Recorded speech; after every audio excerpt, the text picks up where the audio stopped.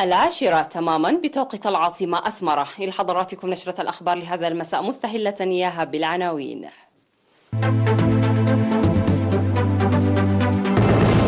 المجلس المركزي لكونفدرالية العمال يعقد اجتماعه.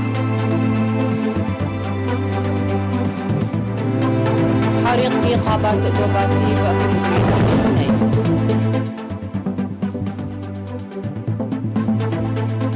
لقاءات للدفع بالعملية التعليمية في الأقليم الجنوبي.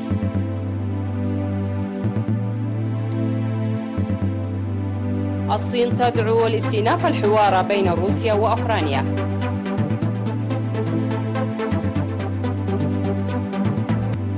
كوريا الشمالية تختبر 4 صواريخ كروز استراتيجية. إعصار فريدي يتجه نحو موزمبيق بعد أن خلف 7 قتلى في مدغشقر. مرحبا بكم. عقد المجلس المركزي للكونفدرالية الوطنية للعمال اجتماعها الدوري الرابع يومي 23 و24 من فبراير في أسمرة. وقدم نائب سكرتير الكونفدرالية ومسؤول قيم التنظيم السيد كبرآب كيداني تقرير في الاجتماع الذي شارك فيه مسؤولو الأقاليم والمكتب المركزي حول أنشطة عام 2022 وخطة عام 2023. وأوضح أن الكونفدرالية قامت بأنشطة بناءة لتأهيل وتدريب الشباب مهنيا وتقوية المرأة العاملة وتدعيم النفير التنموي وضمان السلامة والصحة في موقع العمل. وذكر القيام بأنشطة فعالة لتوطيد العلاقات الخارجية وتوسيعها، مشددا على أهمية تنظيم المنتديات لمعرفة اتحادات العمال التي يمكن إقامة العلاقات معها وإبراز مكانة الكونفدرالية والوطن. وذكر الاجتماع بأن برامج عام 2023 تشمل إقامة لجان تنفيذية في الأقاليم وعقد سيمينارات تنويرية وإكمال صندوق العمال وتنظيم ورش العمل حول العلاقة الثلاثية وتأهيل الكادر الشبابي للكونفدرالية وتقوية ومتابعة لجان السلامة والصحة في موقع العمل وتقوية مراكز التدريب المهني للعمال في الأقليم وإنهاء المبنى الجديد للكونفدرالية الوطني للعمال. وقدم مسؤول الشؤون الاقتصادية في الجبهة الشعبية للديمقراطية والعدالة السيد حاغوس كبرهيوت شرحا في الاجتماع حول السياسات الاقتصادية للحكومة وجهود إحلال العدالة الاجتماعية وخلق الفرص المتساوية وتطور الاقتصاد الإريتري.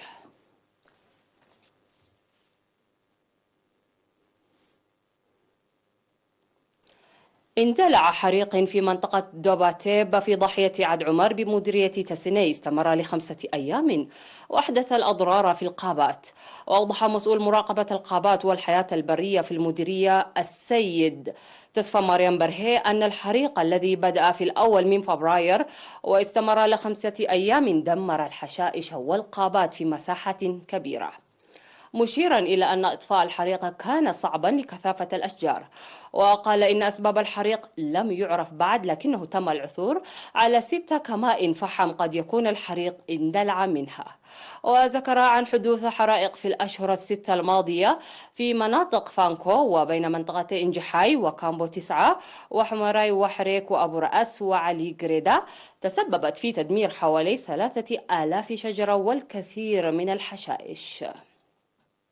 وأوضح أن أغلب حوادث الحرائق سببها أعقاب السجائر والنار التي يتركها الرعاة دون إطفائها، لكن المستفحل حاليا إحراق الحشائش والتشجيرات في الأراضي الزراعية وكمائن الفحم. تقع دوباتيب على ضفاف نهر القاش وتقع إلى الجنوب الشرقي من طريق تسني بارنتو من ناحية عد عمر.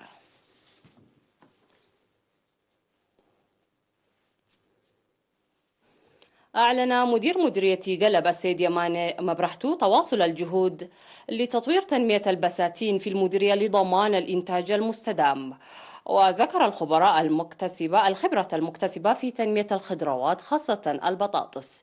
وأشار إلى قيام السكان بأنشطة نفير لحماية التربة وحفظ المياه لتثبيت التربة وتخصيبها وصيانة الطرق، مشيرا إلى زراعة الأسماك في سد إبابا لفائدة مزدوجة، إضافة إلى وجود خطة لتخفيف مشكلة مياه قربت وإبابا. وذكر تحسن العملية التعليمية في المديرية وارتقاء المدرسة الابتدائية التي تخدم قريتي مرات ومزباط إلى المرحلة المتوسطة وارتقاء مدرسة محلاب إلى المرحلة الثانوية.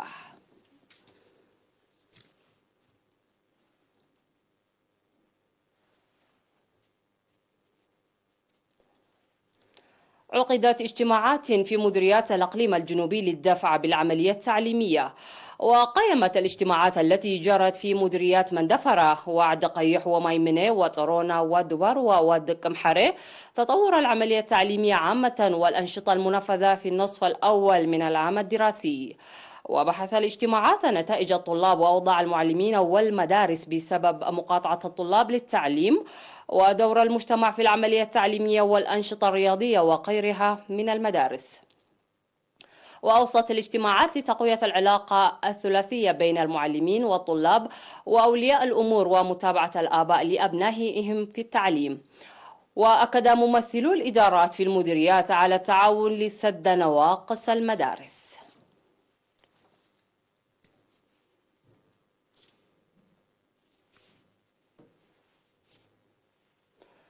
يواصل سكان بلدة قحتيلاي في مديرية قندع بالنفير الذي بدأوه عام 2019 لإبادة الأشجار الغازية خاصة أشجار المسكيت المعروفة بالتمر موسى. وأوضح السكان العمل لإزالة أشجار المسكيت التي قزت الأراضي الزراعية وتسخير هذه الأراضي في التنمية الزراعية. وقال مدير بلدة قحتيلاي السيد زرع سناي قايم إن 1500 هكتار من الأراضي الزراعية في المنطقة غطتها أشجار المسكيت، وقد تم تنظيف مساحة 450 هكتار وزعتها، ويتواصل العمل لإبادة أشجار المسكيت من المساحة المتبقية. وذكر استجلاب 1000 شتلة أشجار من مشاتل مؤسسة الغلال والمواشي وقحتيلاي ومائة كمام ومصوع، وتم غرسها في المؤسسات وخط قحتيلاي أسمرة مصوع شعب. وشكر تعاون مؤسسة القلال والمواشي وشكر البحر الأحمر للإنشاءات العامة لتعاونهما في الأعمال التي يقومون بها. في غضون ذلك تجري أنشطة التشجير في 3 ضاحية في مدينة قندع.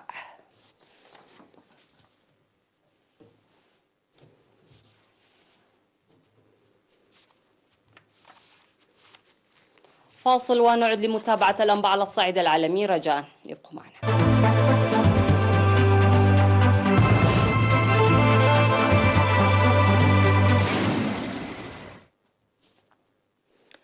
أعلنت الحكومة الصينية مقترحا من 12 بندا دعت فيه موسكو وكييف إلى استئناف مفاوضات السلام بمناسبة مرور عام على بدء الحرب في أوكرانيا، محذرة من استخدام السلاح النووي. وتضمن مقترحها الدعوة إلى إنهاء عقوبات على موسكو وفتح ممرات إنسانية لإجلاء المدنيين. وعن موقفها من الحرب قالت بكين إنها محايدة فيما اتهمت الغرب بإثارة الصراع وتأجيجه. وقالت وزارة الخارجية الصينية في وثيقة إنه ينبغي على جميع الأطراف دعم روسيا وأوكرانيا للتحرك في نفس الاتجاه واستئناف الحوار المباشر بينهما في أسرع وقت ممكن. كما دعت الوثيقة إلى تجنب أي هجوم على المدنيين أو المنشآت المدنية. وسابقا أعلن وزير الخارجية الصيني تشين غانغ أن بلاده قلقة للغاية من النزاع الدائر في أوكرانيا والذي يتفاقم بل يخرج عن السيطرة.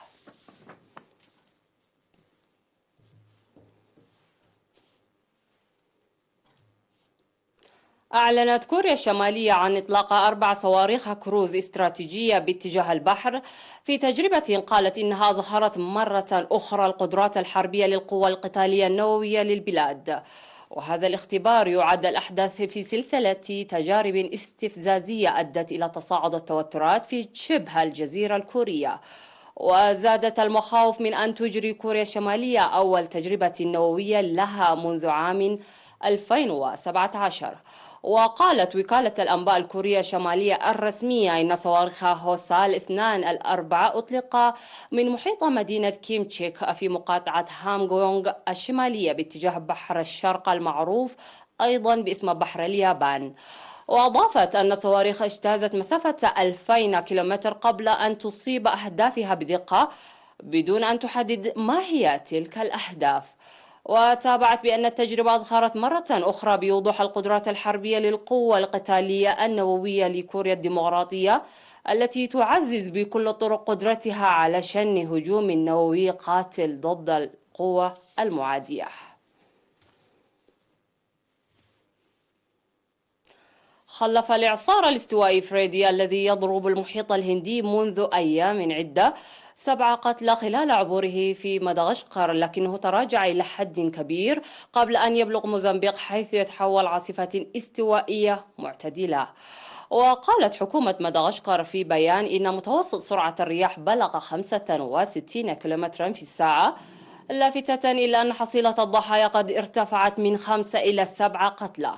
وخلف الإعصار أضرارا كبيرة في مدغشقر، وقضى 4 من القتلى 7 غرقا، فيما قتل 3 الآخرون بعد انهيار منزل وفق مركز إدارة الكوارث. وتضرر 78,078 شخص من سكان الجزيرة بالفيضانات، واضطر كثيرون منهم إلى مغادرة منازلهم. وتعبر نحو 10 عواصف أو أعاصير جنوب غرب المحيط الهندي كل عام في موسم يمتد من نوفمبر حتى أبريل.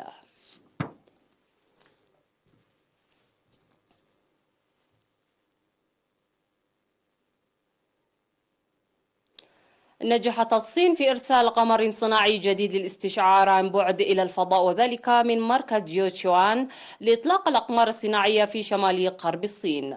وذكرت وكالة الأنباء الصينية شينخوا أن القمر الصناعي تم إطلاقه بواسطة صاروخ حامل من طراز لونغ مارش 2C، ودخل مداره المخطط بنجاح.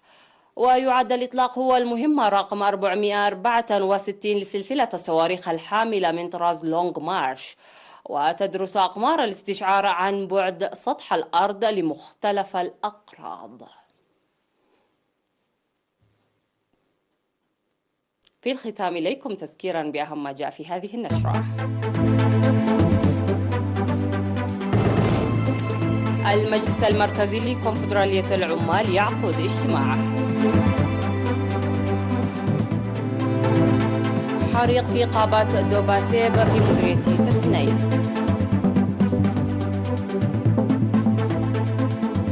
لقاءات للدفع بالعملية التعليمية في الأقليم الجنوبي.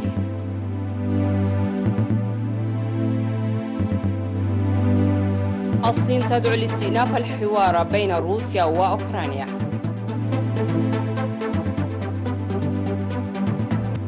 كوريا الشمالية تختبر 4 صواريخ كروز استراتيجية.